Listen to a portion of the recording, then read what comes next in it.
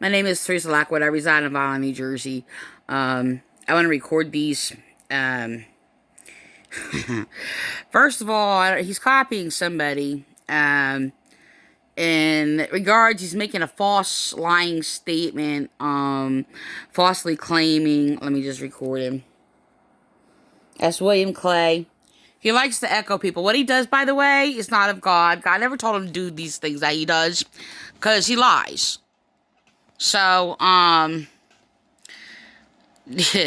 yeah, I'm trying, I have my phone attached to my cord, and I'm trying to adjust it and hold my arm up. So, anyway, I should have just backed up to that. I stopped it here. I was going to wait until I finished it, but it doesn't happen. And by the time I get to the end, I get, like, so overwhelmed, I don't even know what to record first, and then I don't get to a lot of things that I want to. So, I stopped it here. Okay? So, I don't know if that is on there or whatever. And the last statement he made is in regards to the minority and majority. Look, I don't get into that.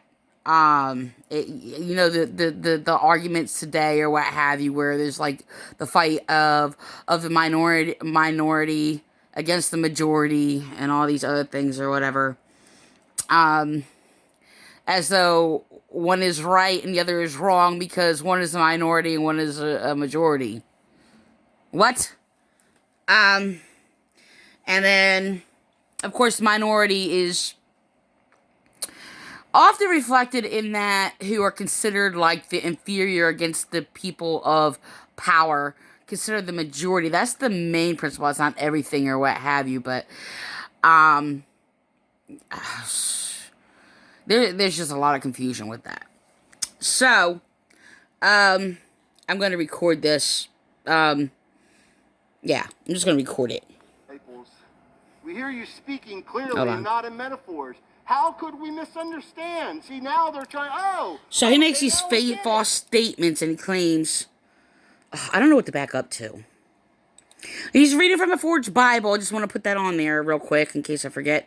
So the claim is, I don't know where to back up to, that nobody has access to the Father except through the crucifixion of Jesus Christ. You will not find any damnable heresy in here, though he mentions that of Jesus teaching to pray to the Father. Yes, Jesus teaches to pray to the Father, the same Father of God that he prays to. So, I've gotten in discussion before, like it's been a number of years where there's a claim that nobody has access to the Father except through Jesus Christ, right? Now, Jesus says nobody has access to the Father, summing it up, except through me, okay?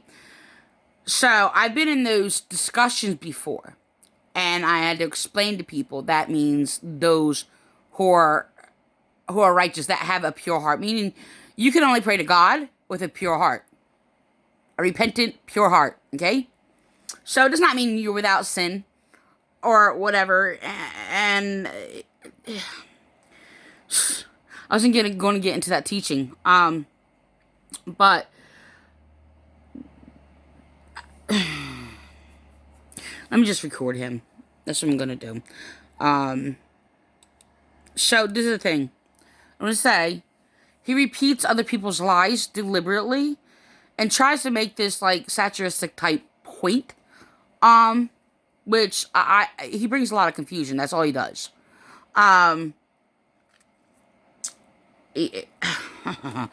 This is, I don't know. This has nothing to do with, the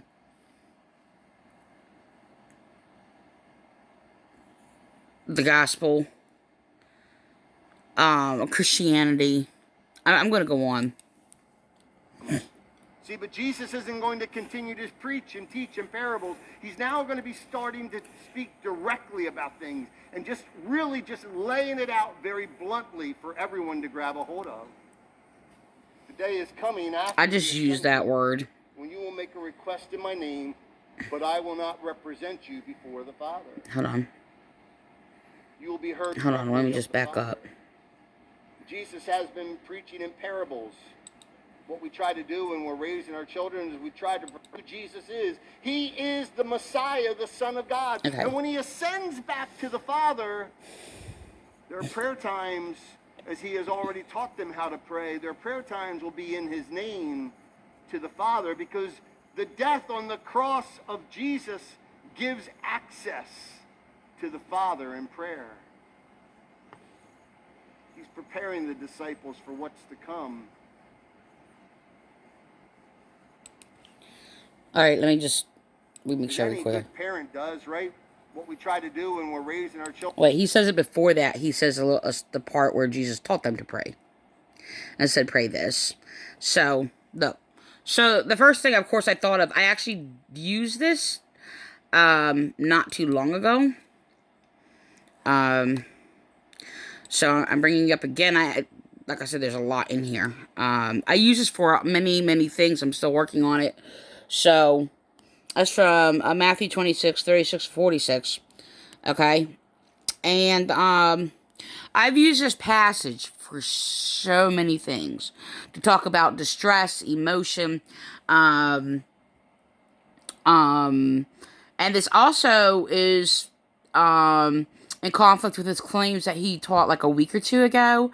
William Clay said something like, I can't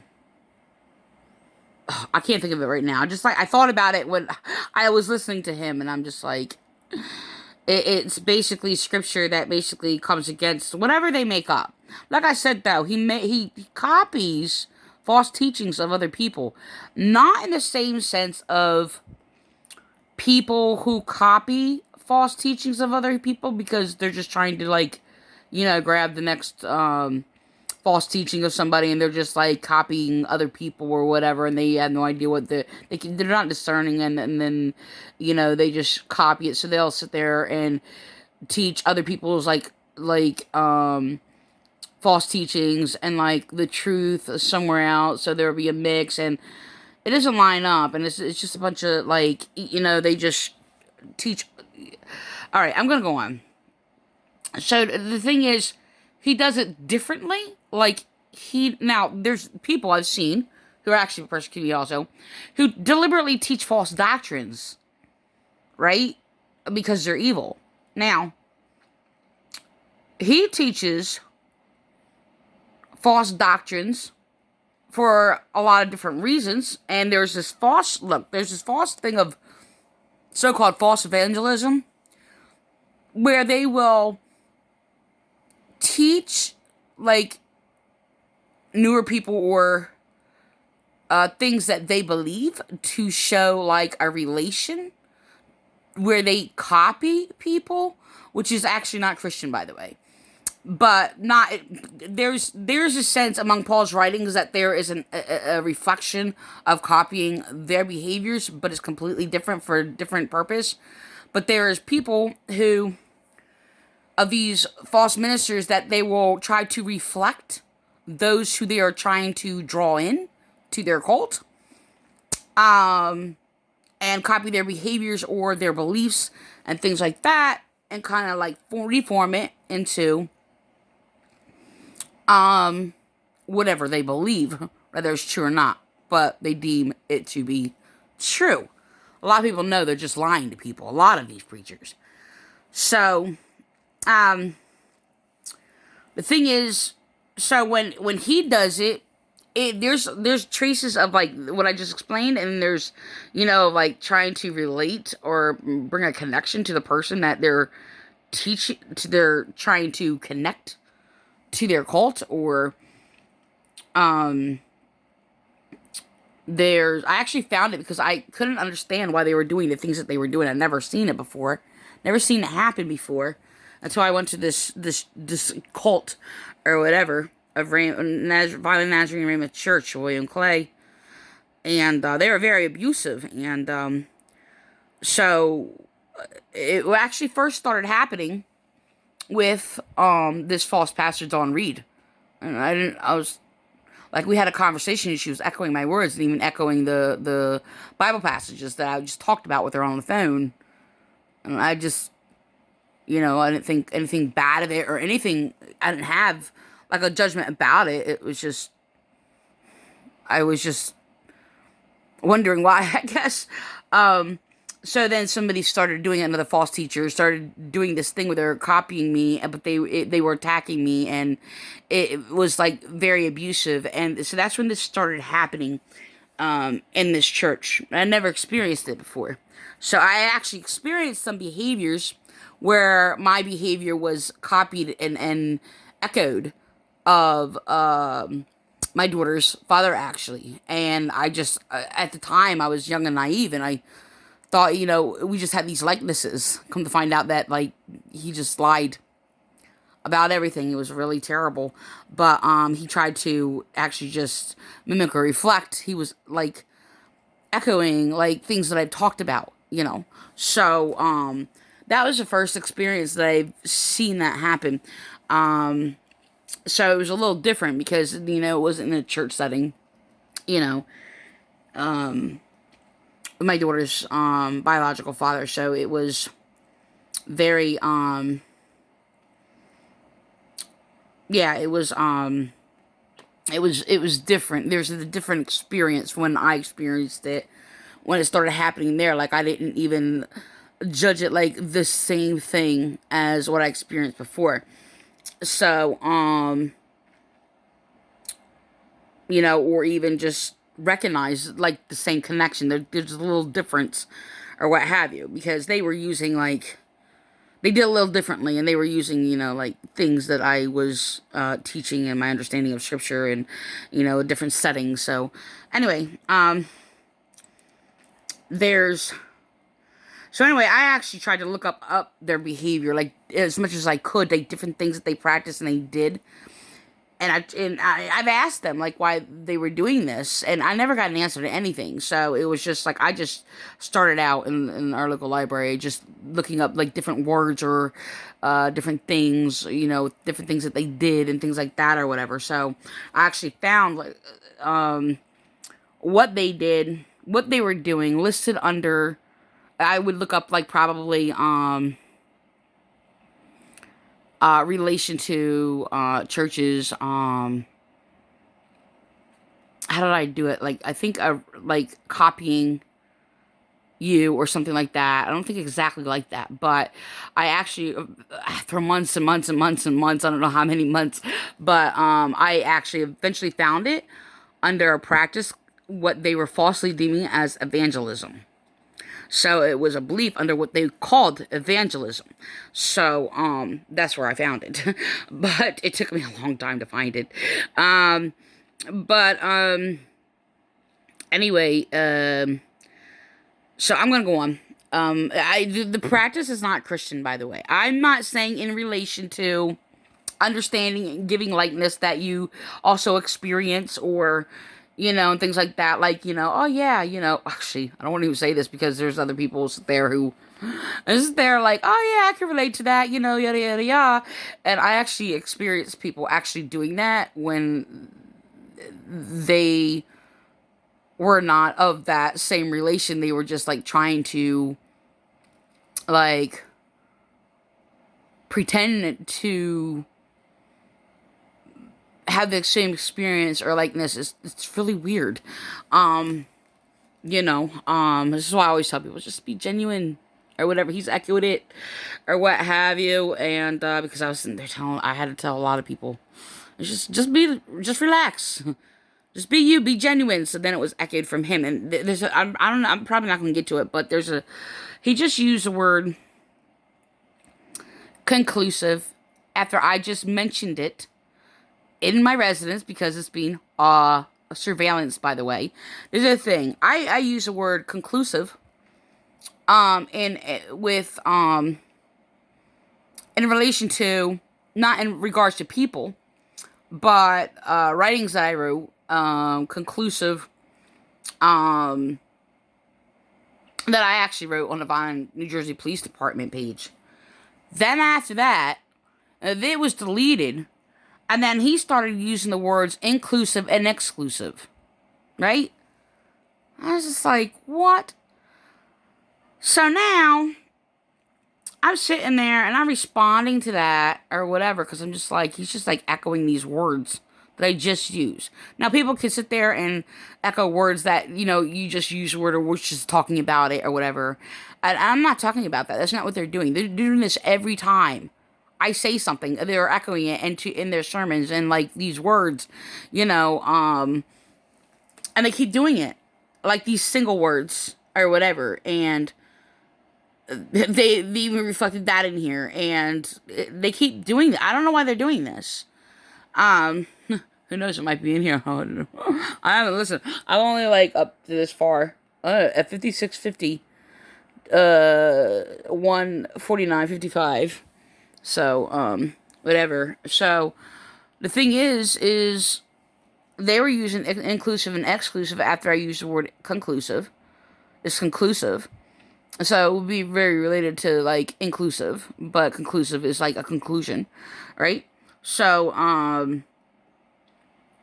so now I just said it I think yesterday or whatever, or yesterday or the day before or something like that. So now they're using the word conclusive. I don't know why they're doing this. So anyway, I'm gonna go on. We tried to prepare them for life. We tried to prepare them for what's going to come down to wishful thinking. Not, hey, I hope all my problems. The thing is, they are teaching my they're teaching my teachings I taught in Hope. Now the thing is, and they're making a difference between wishful thinking and what Hope is. The thing is, I just started watching this like maybe, I don't know, like a half hour ago, 45 minutes ago. And the thing is, before I started writing it, because I listened to the end, and they say false things or whatever, like real quick. And then I was like, I'm going to watch this later, because it was on live at the time. And I was just like, I'm just going to watch it, because I don't watch it live because I have to go back and forth and all this other stuff.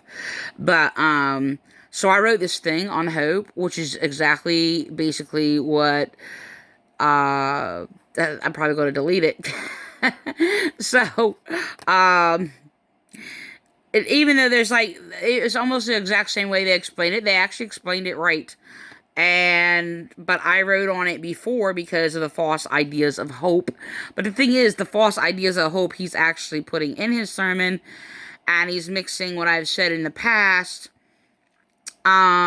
with his false teachings he has said in the past, which is somebody else is doing that, of Calvary Chapel, Frank Appolito. So, I'm not going to say that they didn't know what hope is. They had falsely taught hope.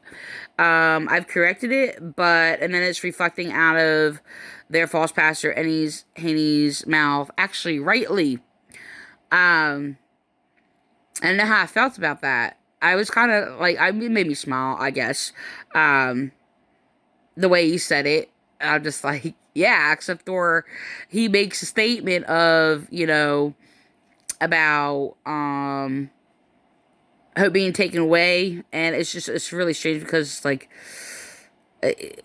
nobody can take away your hope. And there could be an expression, rightly though, of taking away your hope, like your hope in things, okay? But the hope is always there. So the thing is, it's just like, if I post it, I actually have it on lock, and I put it on lock, and I'm just like, they're gonna sit there and preach my words. I know they are. I gotta find another meme that is older that I have talked about hope. I don't know if I'm gonna do it. They have basically deleted a lot of my stuff. So, he starts talking about hope futuristically, but still talks about hope in the present, like, reflecting future or whatever, and he says it right. He's a little off in expressing it. I'm a little off on sometimes when I express things, so it's hard to express things when I actually want to, my thoughts, and put them into words is complicated. So, I have to record this, so whatever. I'm gonna record this real quick.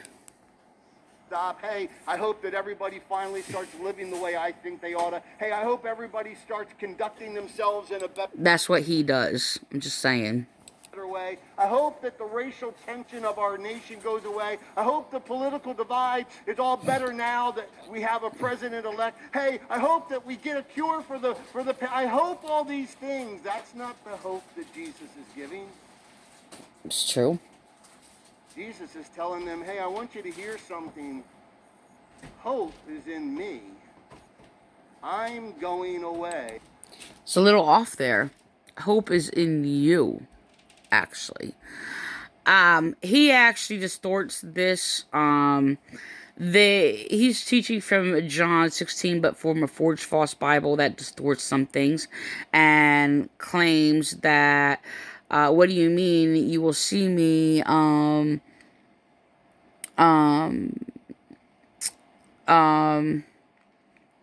then not, in a little while you will see me, and, they question among themselves or whatever.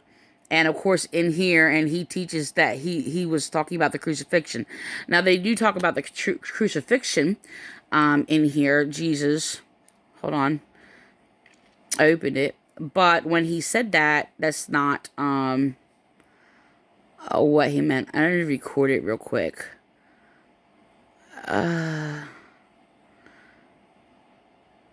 Okay, I'm just going to record it real quick. Alright, I don't know if I can get that on there rightly.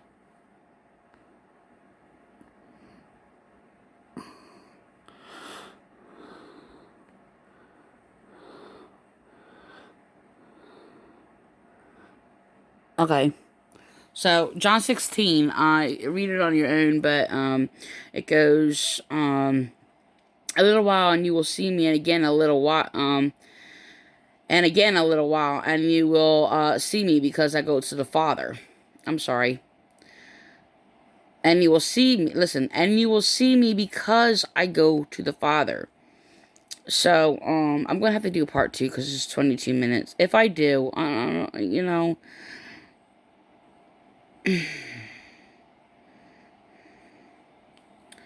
But, they're using the word metaphor in here. I was actually attacked in this church for actually speaking metaphors. Calvary Chapel's done the same thing, try to echo the same thing, try to use excuses. By the way, Calvary Chapel, Frank Appolito, he's actually also condemned, try to teach against metaphor.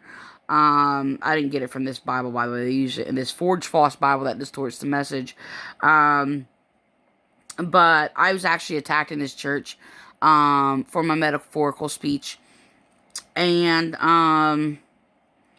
by the false minister Lee King, and then he acted like he was speaking about metaphors. He did the same thing within a sermon that I taught. I don't remember or recall it, him teaching about either against or for metaphorical speech, while I was attending there, William Clay.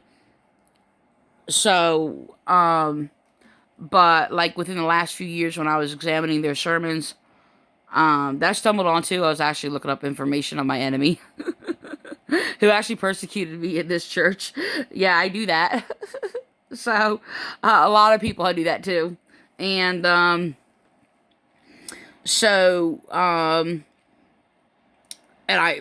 it was strange that their sermons were on her account. Like, seriously?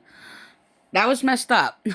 So, yeah, so the thing is through one of them, he actually spoke against metaphor. And then, they, started speaking about metaphor. Calvary Chapel did the same thing and tried to attack me because of my metaphorical speech.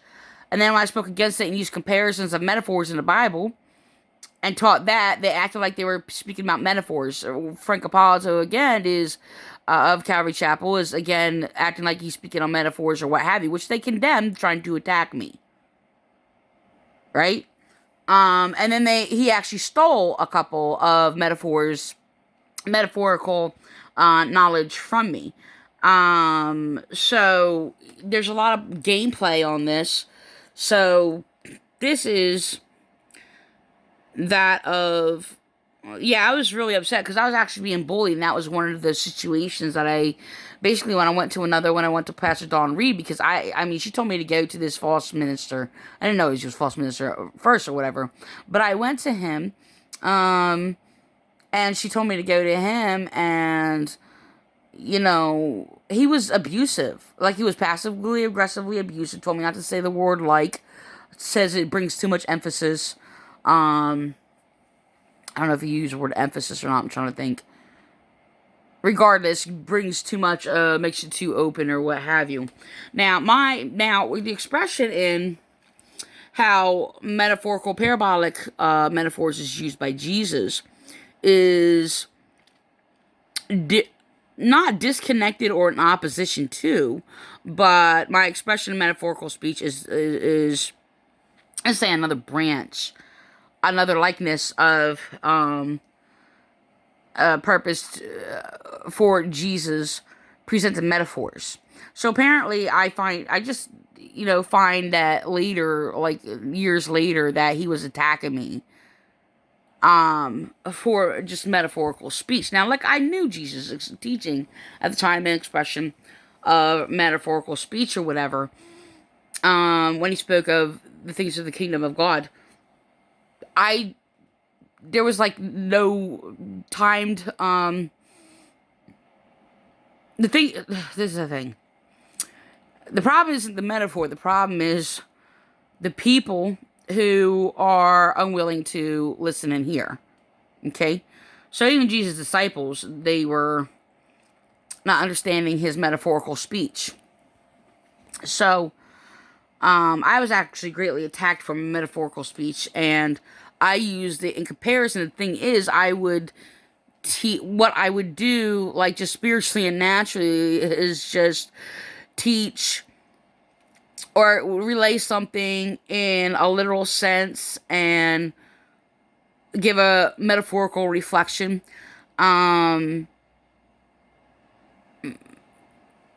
to just, how do I say this? To reconfirm it, so to say, that's how I would speak, and that's what I was attacked for. But the thing is, I gave my expression, like, literally, like the interpretation. So, this is ending, it's going into 27:42. So not to basically deliberately conceal, but to basically, emphasize more on explaining what I am saying, that I said it both literally and metaphorically. So, so he just made up these lies. He just made up a lie for anything that I said. And they're still doing it. They're still echoing it. And there's other people doing it. False Christians of the Vineland, New Jersey Police Department, Calvary Chapel. They're slandering me. They're doing all these things or whatever. Make sure that I'm not heard, because of their ungodly jealousy, which there's no reason to be. Like, they will attack you because they are evil. Like, they attack you, because they don't want people to know who they are. Why? Because they're exposed that they're basically just deceiving the people. That's why. And that's the main reason. So I'm going to go on. I'm going to record this.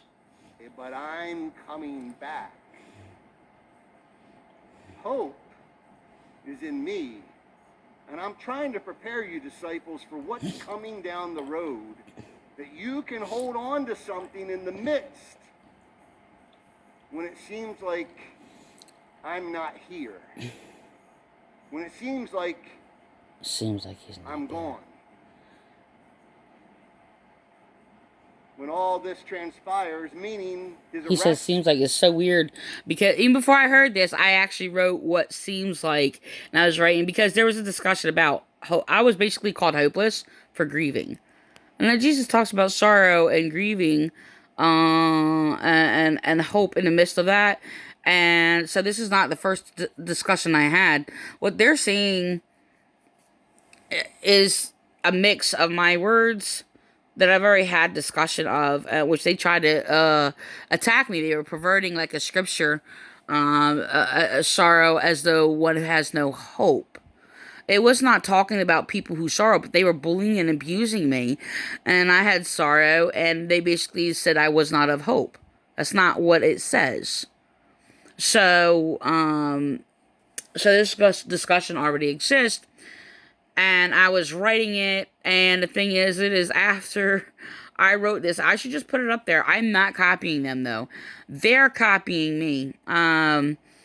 So, but the thing is, he still goes off and basically puts, still trying to teach that hope is like something that is not, of you and present, even though he is still teaching that, he's basically talking about hope, the things to come. So he's a little off. So I sit there and, I have it on lock. I don't, you know what? Let me just, alright, hold on. Alright, let me just try to, I'll go into my file. Alright. It's really strange. I'm like, these are my words. So I was actually emphasizing on it. Okay. So they're words for words. I did write this after them, but I've already said this before. So this is an old discussion, which they're copying. So, it's almost word for word, but this is...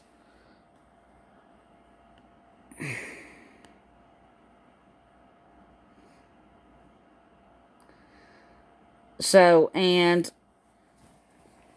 Actually, I can do the time. Hold on. I forgot what I look under for. Properties, maybe? Okay. Yeah. So this was after the time. After they spoke it, but like I said, I just started listening to this. So I did make this after November 30th, 12:42.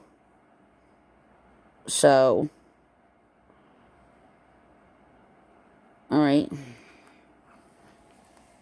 And, it's almost word for word. Like I said, I've already been through this discussion with them. So, alright. So hope is something that is not of anything that we do not already have.